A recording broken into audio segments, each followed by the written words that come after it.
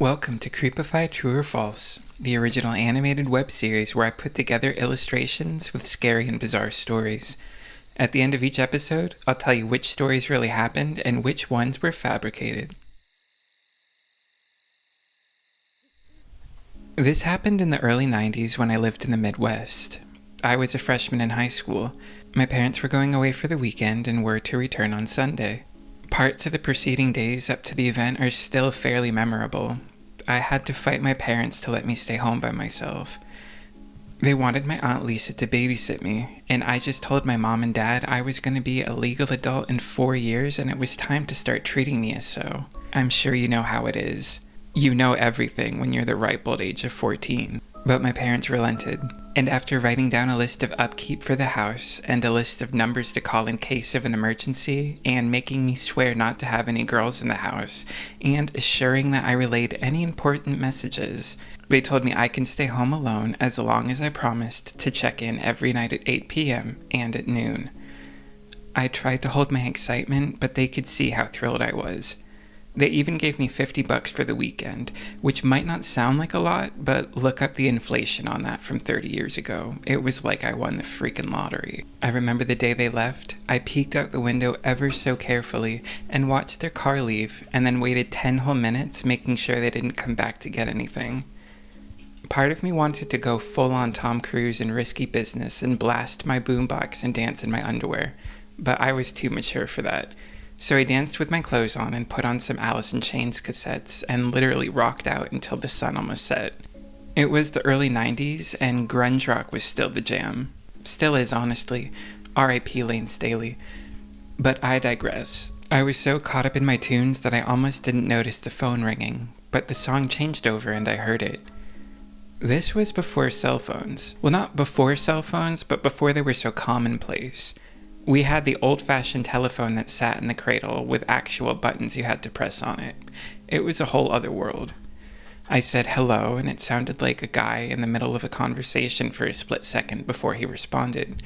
He told me my pizza had been ready to pick up for the last 5 minutes, and if I didn't get there soon, he was going to throw it out. I told him he had the wrong number, and I didn't order any pizza. The guy sounded frustrated, but then asked how I'd like a pizza for over half off the price. Now, in my little mischievous mind, I was elated. I could have told my parents I bought a pizza one night. I'd even have a pizza box in the garbage, and I could have kept an extra $10 or so for myself. Sure, I said excitedly, I can do that. The guy got my address and told me he'd be over at my place shortly. I felt so adult. I sauntered over to the dining room and set myself a place at the table. And I was going to pour myself a glass of Coke in a wine glass because I felt classy. Yeah, I was big on aesthetics. I didn't even realize how hungry I'd become until the thought of pizza tantalized me. By now it was completely dark outside. I'd gotten off the phone maybe 20 minutes ago, and I had started to wonder where my food was. I made sure the porch light was on so the dude could find my place easier. I tried to be considerate like that. I was always told the age-old adage about the pot that didn't boil if you watched it, so I put the TV on. If you remember the magic of the 90s, you know Friday night was TGIF, a 2-hour television lineup block on ABC. If you don't remember, it was scientifically proven that TGIF was the best 2 hours on television, save for Snick on Saturday night. I remember this part so vividly. I was sitting on the couch and the Family Matters theme song had just started. Jesse Frederick had just sung the "Well, then there must be some magic clues inside these gentle walls" part, and I started to hear something rattling outside the back of the house. I muted the television, hoping and thinking I was just hearing things, but I heard it again. All of a sudden, I wished I wasn't home alone anymore. I remember this guttural fear that I'd never felt before. It was worse than the time I spilled a ketchup bottle on my mom's basket of clean laundry. Don't ask.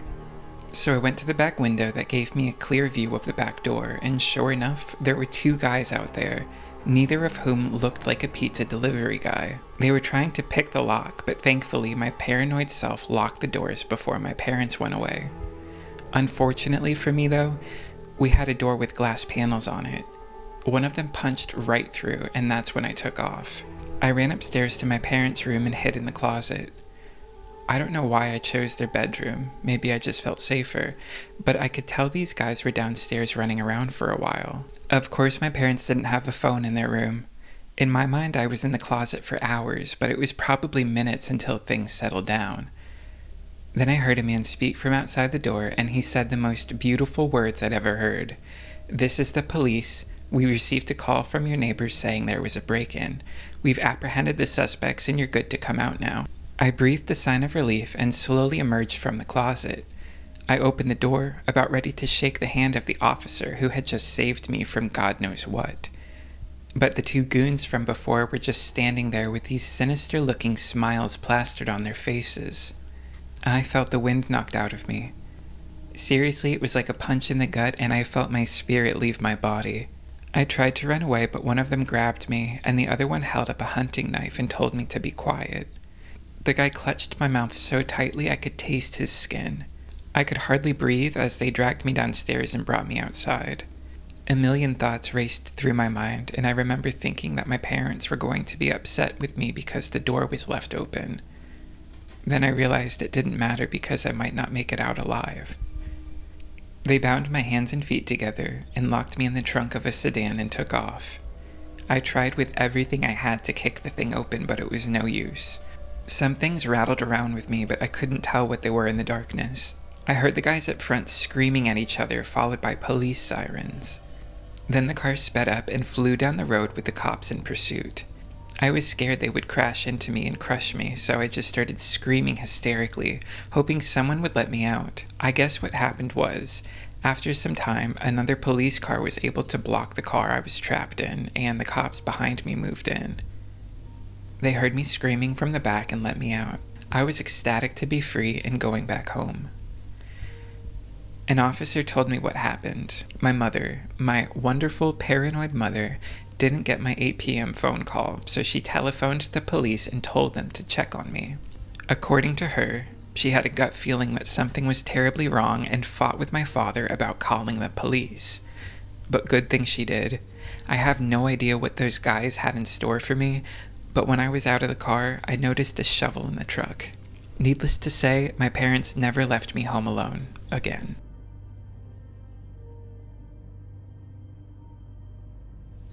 This happened when I was a kid. I was maybe 13 or 14 when it happened.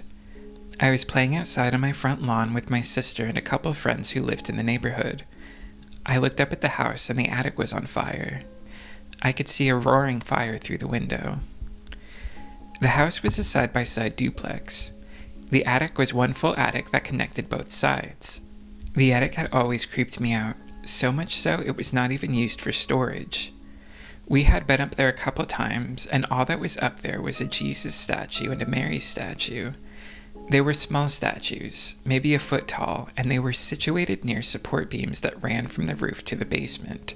Upon seeing the fire, I immediately got my mom to tell her. We ran upstairs and felt the door. It was hot. We called 911 to get the fire department to put out the fire, and, of course, evacuated. The fire department showed up and went up there. They came back and said, "There's no fire up there. The only thing up there is a Jesus statue and a Mary statue with their heads blown off." We said, "What? Their heads?" They had their heads when we saw them before, so that was a weird thing all on its own. I was curious, so I went up to the attic to check it out. The heads were not just blown off, they were completely missing. There was no broken pieces anywhere to be found.